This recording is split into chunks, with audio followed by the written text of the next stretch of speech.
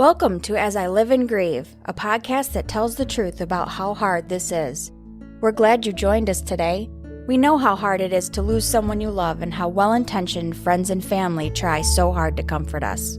We created this podcast to provide you with comfort, knowledge, and support. We are grief advocates, not professionals, not licensed therapists. We are you. Today we are speaking with Stevie Fedele. Her family is the most important thing in her life, especially the ones she spends all her time with. Her 5-year-old daughter, 8-month-old son, and her husband. She was raised by the most amazing parents she could ever ask for, one that now lives in heaven and the other that goes by Papa. She has 2 older protective sisters that she loves very much. Her mom was Italian, so her extended family is a huge part of her, and she loves that about her life. Second to family is Stevie's passion to help people. Help them heal, grow, and reach their own personal definition of success. This is her work as a life coach, a place where she has never felt more aligned. She has worked as a hairstylist and life coach for the last 17 years. Well, really just a hairstylist, but believe her, that qualifies. Stevie is slowly transitioning into a full-time life coach and stepping out from working behind the chair. She realized in her healing journey that although she does love styling hair, it is the relationships with the people that she loves most, and she is now ready to elevate those relationships. A place you'll find Stevie most outside of her home is at Breathe Yoga, where she teaches and practices yoga. This is a major source of her own healing, growth, and inspiration in life. As she said, relationships with people is very high on her list of things she values. And with that said, Stevie has some of the most amazing friendships and a community of beautiful people that support her daily. Stevie lives for quotes, and one of her favorites is, "I have found that if you love life, life will love you back." She is learning and practicing how to love life every day and with every moment.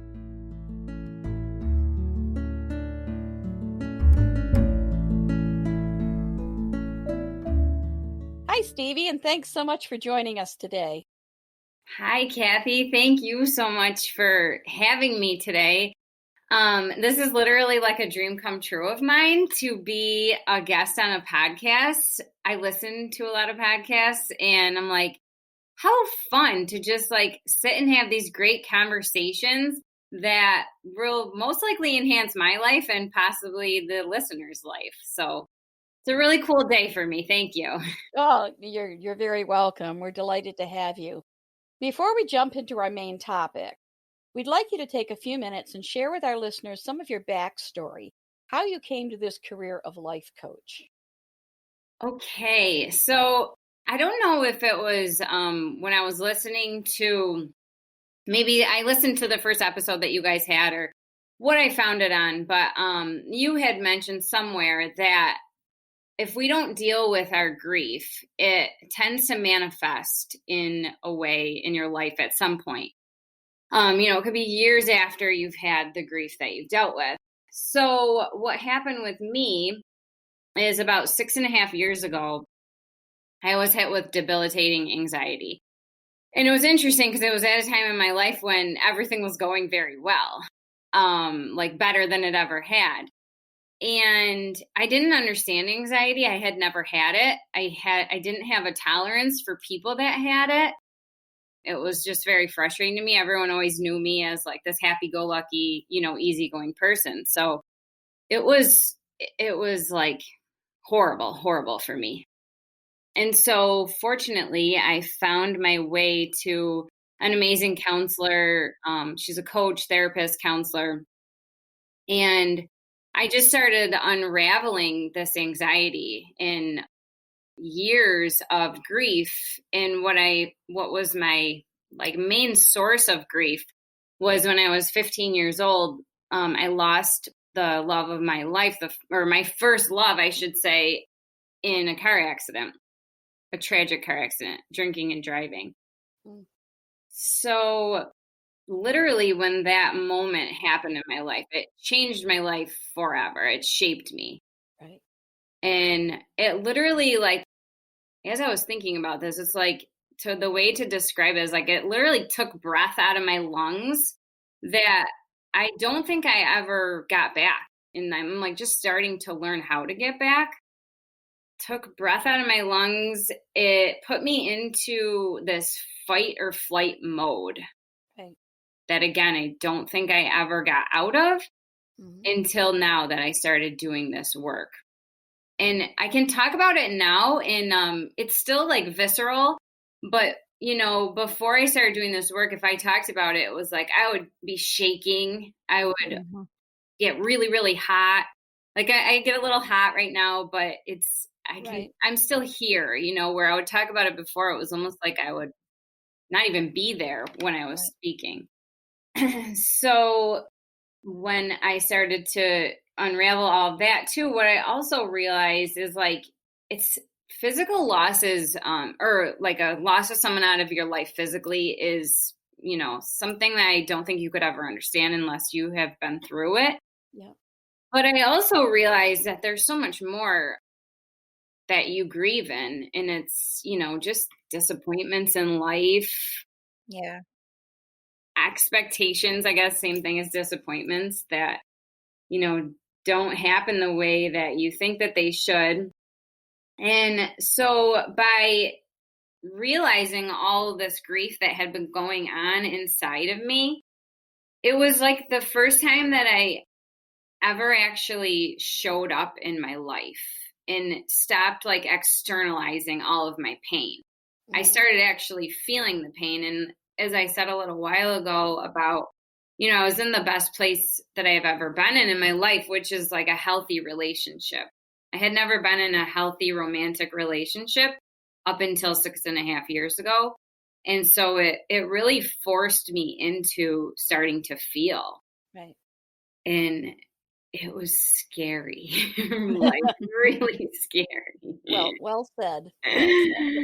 Yeah.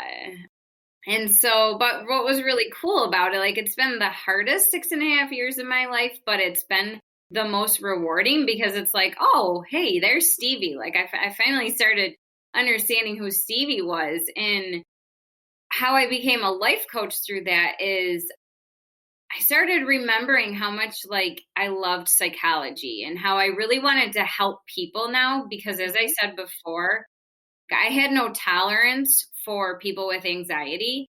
And now I was like, I had nothing but compassion for those people. Right. Because I felt it and it was horrible. I wouldn't wish it upon anybody. And so I was like, okay, well, if I can start to get a handle on it, I want to show other people how they can get a handle on it too. I don't want them to go down a road that they don't have to. Right. So then I was like, okay, I'm going to be a therapist. So I started down that avenue, and I loved my courses, but I was just starting a family. I had a 1-year-old daughter, not even, maybe like 6 months old. And I'm like, this is going to take a little bit long. I don't know that I want to, become a therapist. And through some of those courses, it had me take a deeper dive into like what was filling me up. And what I found was yoga was a huge source of healing for me, and just where I felt really alive. And it made me, again, show up to me and really help myself. Like I couldn't look to anybody else anymore, And so I was like, okay, I'll become a yoga teacher.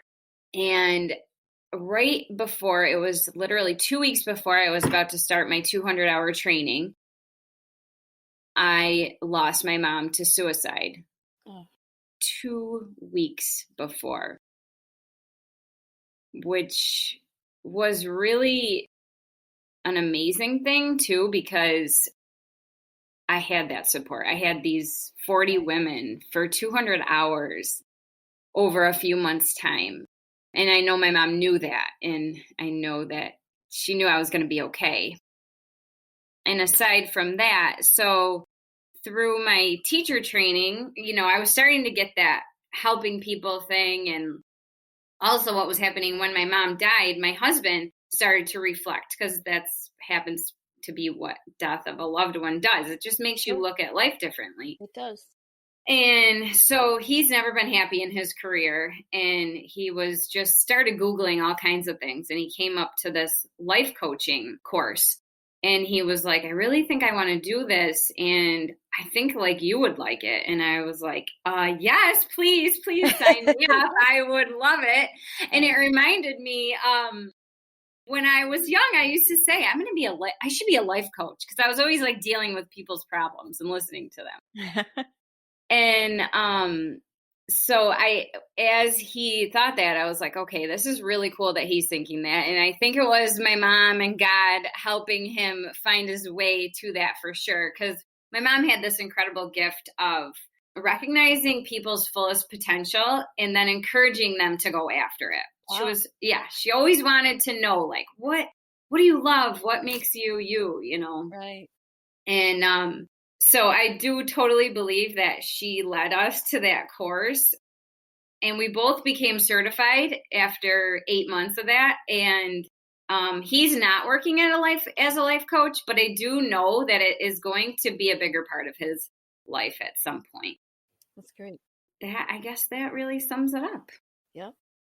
So life coach seems to be somewhat new and increasingly popular right now. What kind of training did it involve for you? Is there licensing or certification? If someone wanted to be a life coach, what would they look for, or where should they start? So, yes, it's a certification, and you don't actually need a certification at this time at all. But I would highly recommend it, as I know that most life coaches, it's like an innate thing for them for sure. But, to go through the courses, I think is very important, because it just widens your perspective so much further, so you can help more people. So what I did is we went through a place called the Health Coach Institute. So we became health coaches initially, and then it's extended on as a life coach. So the health coach, you can finish anywhere from like 6 to 8 months, and then life coaching like 8 to 12 months. So that's what I did. I think I finished around like 9 or 10 months. And then they send you a certification, and you really go off on your own and just start practicing with people, and then using your social media to gain clients. I think it's probably going to be similar to like a therapist. You might not maybe jive together at first, or you got to find that right one that kind of fits, both of you fit together well. What areas of life is a life coach prepared to help with? Are there limits? I know that when we spoke before, I said life coach just seems so broad. Yes. Do you help with everything and anything? So I think what happens is, life coaches definitely either start with a niche or they develop a niche throughout their coaching. And it really is based on your experience in life. Like for somebody, I don't do a lot of people with like health coaching per se, or, like diets, or people that are dealing with diabetes, or, stuff like that. But if you come across somebody who has Crohn's disease or has diabetes or an eating disorder, they're going to be super passionate about helping you with their health. Right. I wouldn't turn anybody down, but for me, would definitely, geared more towards people that are dealing with anxiety, people that want to break through old limitations, people that have had a lot of pain and grief in their life. I'm going to be more passionate about that. So I would never turn anybody down, because I also believe that, as a coach, when you head into, whether you're a therapist, a coach, you tend to have, this ability to just listen to people. Right. And I'll never forget, I went to an Oprah event, and she said in all of her years of having people on the show, from Obama to Beyonce, the question that they asked when they were done was, did I make sense? Like, did you hear me? And she said, people just want to be heard. Yeah. Right. Yeah. What's your first contact with a new client like? Is it a phone call? Do you have certain questions that you ask up front?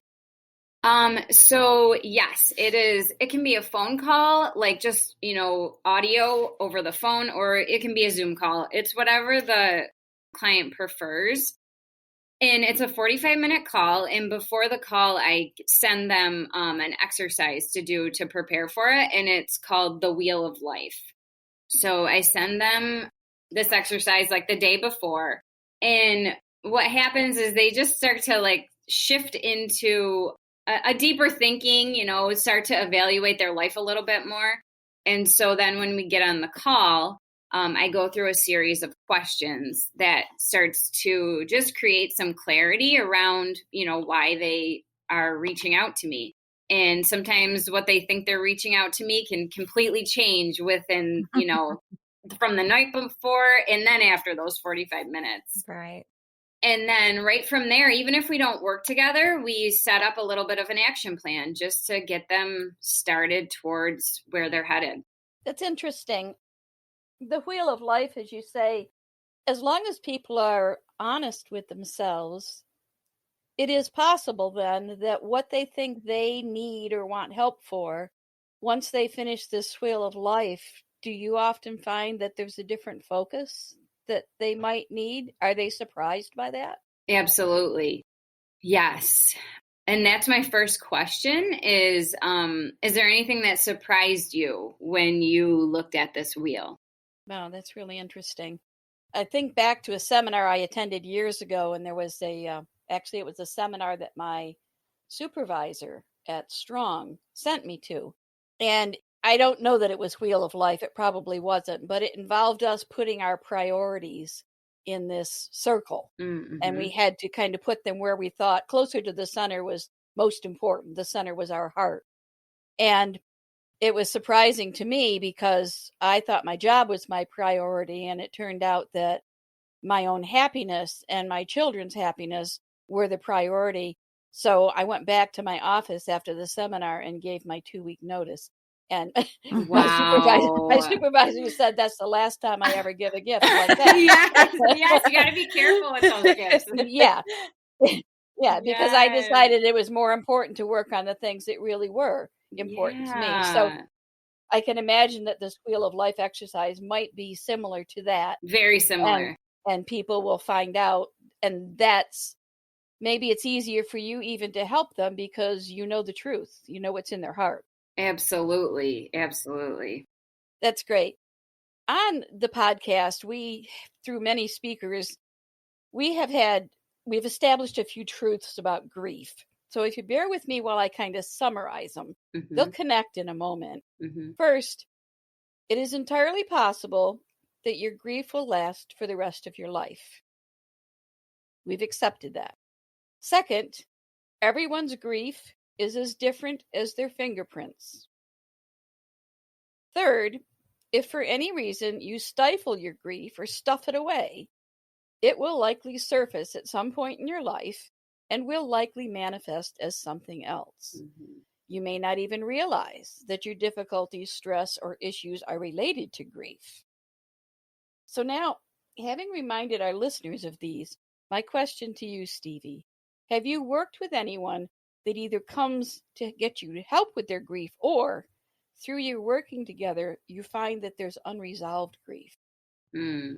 Yes, absolutely find that there is unresolved grief. I don't believe that anyone has come to me specifically for grief. Okay. But I do a lot of visualizations in my coaching and body drop-ins. And so a lot of times when I take somebody, say somebody is struggling with, oh my gosh, it could be anything, that they don't know what they want to do in their career, that they're having trouble communicating with their partner, that anything really. What we'll do is whatever they're kind of feeling overwhelmed with, we'll just sit and either visualize them going through this experience, or I can't think of the word, but whatever they have coming up that they're, feeling anxious about, or that they're just like feeling anxious. And what I'll do is I'll have them drop into their bodies. So we just take a couple minutes, we close our eyes, we breathe, and they drop in and first of all, figure out like, where is it in your body that you're, feeling this overwhelm. So we put our attention there and we breathe through it. And most of the time, once I ask them a question, I don't hear from them, like they're kind of gone for a couple seconds, and it's because they're letting tears out. They're crying because they haven't visited this place where this grief has been, stuffed down and holding. So absolutely, grief comes out throughout many of the sessions, if that answers your question. It does. Is that a body drop in then? Is it like a yoga exercise or a mindfulness exercise? Is that Can you kind of, is it possible to kind of walk us through it? Yes, absolutely. Absolutely. It's funny because I was thinking about that. I'm like, I'm going to ask and see if like the listeners or, just the people on the podcast, if we could do that. So perfect. Yes. Absolutely. Now, if you're driving, listeners, you'll need to pull over to the side of the road first. Please be safe first. Yes. Or come back to this recording and try this later. Okay, go ahead, Stevie. Yes. Thank you for that. Okay, yeah. So wherever you are, and if you're driving, please follow that. Just go ahead and close your eyes. And if you are in a seated position, in a chair, on the floor, wherever you are, just connect with whatever's touching the floor. So if it's your feet, feel into the four corners of your feet connected to the floor. If it's your seat, feel the support of the ground underneath you. And then just put your attention on your breath. Watching your inhales. Watching your exhale.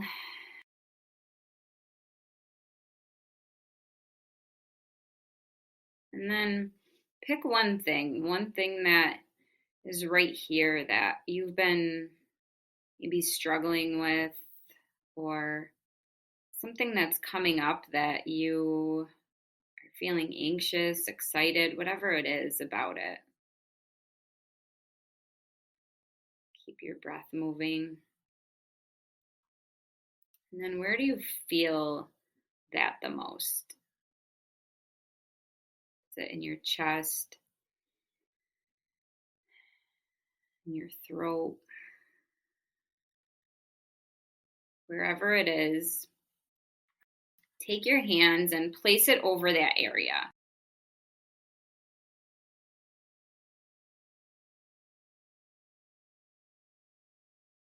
Just breathe into that spot.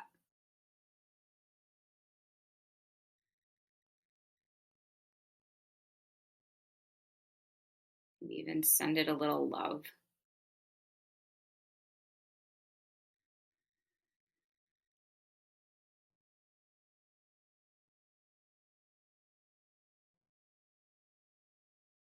And as you start to feel it loosen, just keep breathing.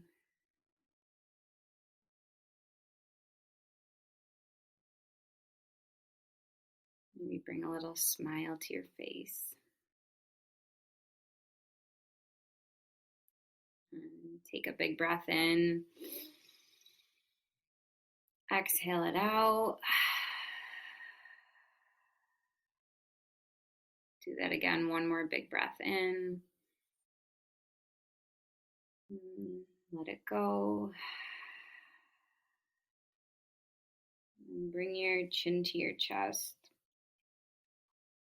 And open up your eyes.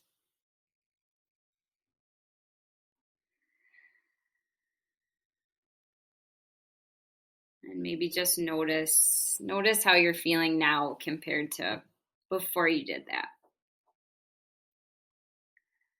I'm feeling a lot more relaxed.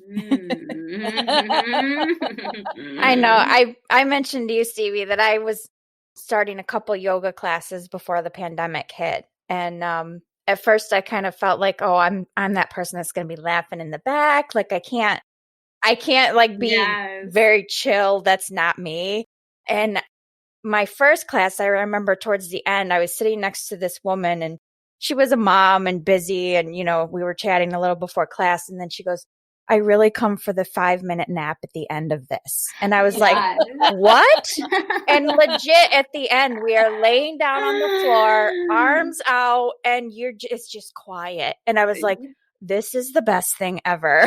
Isn't that amazing? And you know what I always think of? I'm like, wow, I could sleep on this floor like all night long. I never knew a hardwood floor was so comfortable.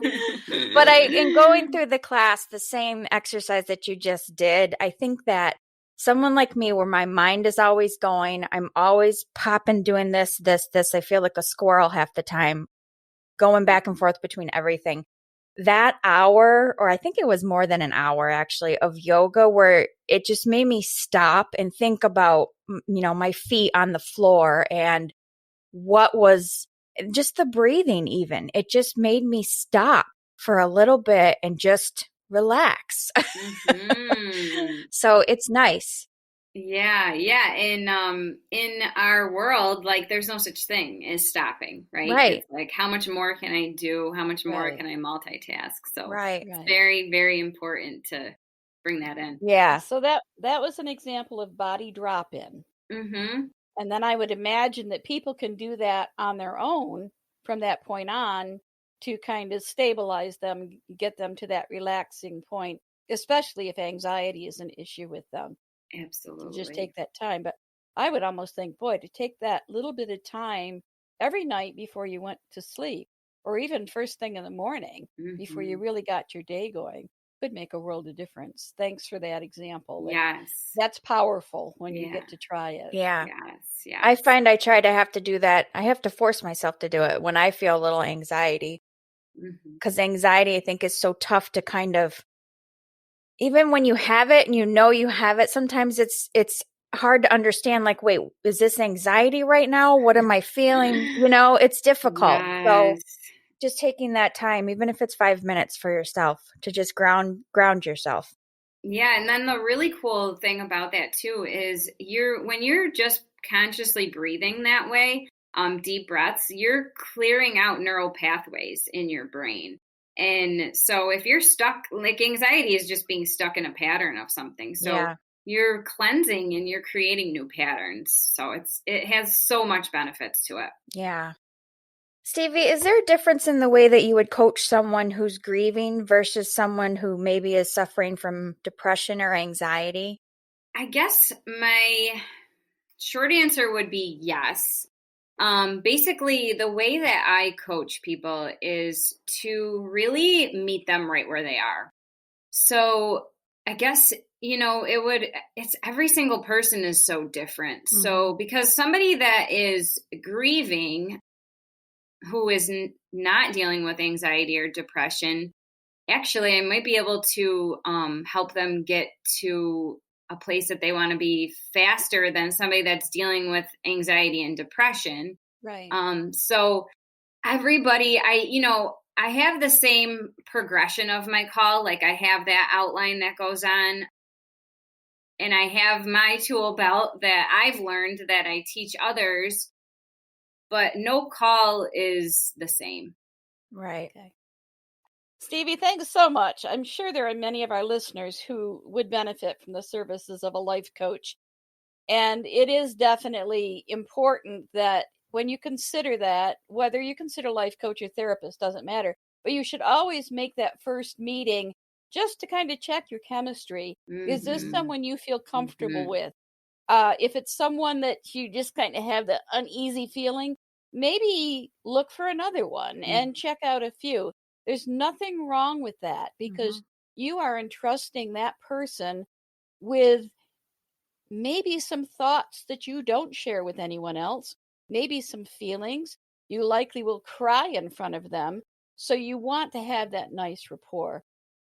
Stevie, you've got this demeanor that I can't imagine there's anyone out there that wouldn't feel comfortable with you. And even your voice going through that exercise, it has that type of soothing piece to it that just made me feel completely comfortable following your directions. So thank you. So it looks like our time is running short, but your words have been very helpful. And before we wrap things up on our end, we want to give you time to share with our listeners, with our audience, what services you offer, how they can reach you, and anything you want to share with them. Yeah, so my main coaching that I do is a 90-day program. 90 days is transformation. So I always suggest that we at least take that much time together. And then many times, we work a lot longer together.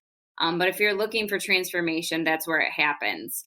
So I do one-on-one coaching. I also do group coaching, which is really, really cool thing because not only are you getting one-on-one coaching from me, but you have other people to bounce off of to just know that you're not alone in whatever you're feeling. And so the way that we start working together is through that discovery session. And anybody that is listening today, you can have a free discovery session with me. It's 45 minutes. You can reach me at soulcoaching@yahoo.com. It's SOL. And I know you guys are going to put that information on there. I'm also on Instagram, soulcoaching27. You can message me there. And I am on Facebook. Stevie Fedele is my name on Facebook. You can message me there too. Okay. Yes, as Stevie said, her contact information will definitely be on our website. It will also be included in the episode notes. So on any podcast application you're listening on, look in the episode notes, and down near the bottom will be her contact information as well as ours. I invite you to take her up on her offer for that 45-minute free session.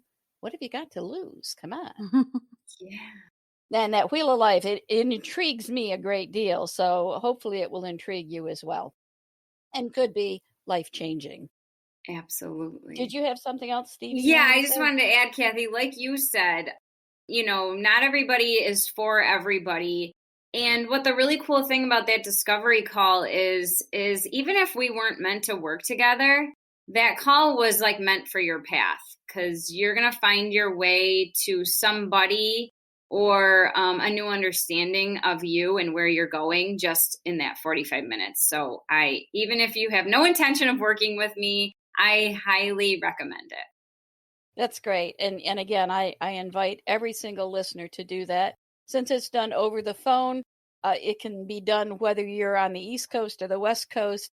And I would be willing to bet if you happen to be one of our international listeners, you could probably even do something through a Zoom call or something just to save those international phone charges.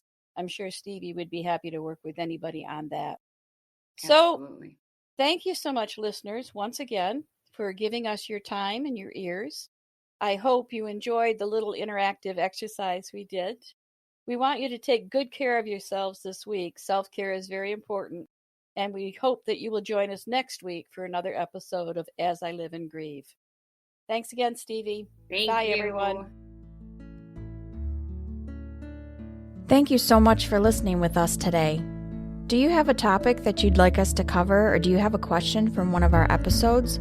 Please email us at info@asiliveandgrieve.com and let us know.